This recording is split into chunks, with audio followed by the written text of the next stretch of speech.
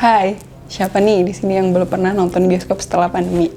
Sempat gak beroperasi selama pandemi, kini bioskop sudah mulai buka lagi loh. Bersama saya Clarita, di Spires in Minute, yuk kita bahas industri film di Indonesia. Stay tune.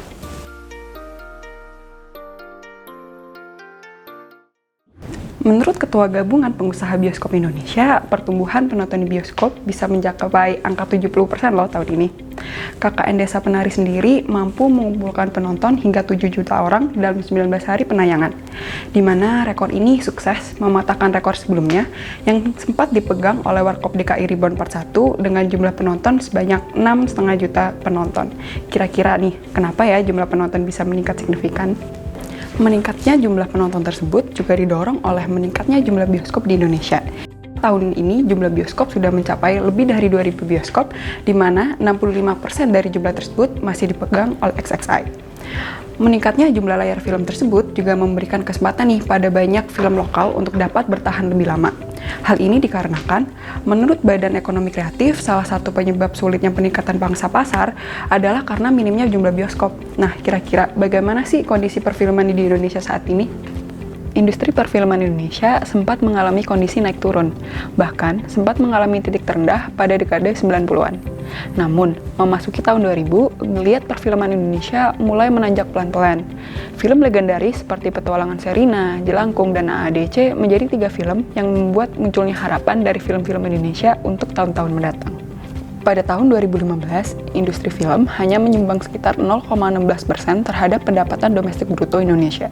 Padahal, rata-rata sektor industri kreatif mampu menyumbang 6,03% terhadap PDB Indonesia. Pada saat itu, industri film di Indonesia dinilai belum optimal. Namun meski demikian, terlihat bahwa industri perfilman di Indonesia terus tumbuh ke arah yang lebih positif.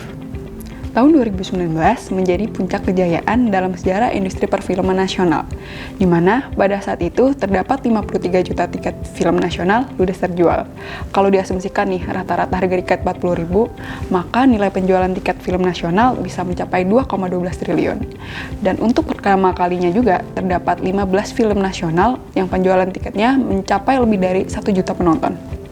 Pada 2019, film nasional menguasai 35% pangsa film di Indonesia. Hal ini menunjukkan bahwa film nasional mampu bersaing dengan film asing yang merebut 65% pasar nasional. Terlihat lebih kecil ya, namun tidak. Karena 35% itu menunjukkan petunjuk yang baik. Karena mayoritas negara di Asia, film nasionalnya tidak mencapai 30% dari pangsa pasar mereka. Lalu nih, kira-kira kontribusi apa ya yang sudah diberikan pemerintah untuk turut serta memajukan industri perfilman nasional? Beberapa cara sudah dilakukan oleh pemerintah untuk berkontribusi bagi kemajuan perfilman Indonesia. Salah satunya adalah program Akatara. Akatara sendiri dikenal sebagai the biggest Indonesian film business forum and film market yang sudah diselenggarakan sejak tahun 2017 oleh Badan Ekonomi Kreatif yang bersinergi dengan Badan Perfilman Indonesia.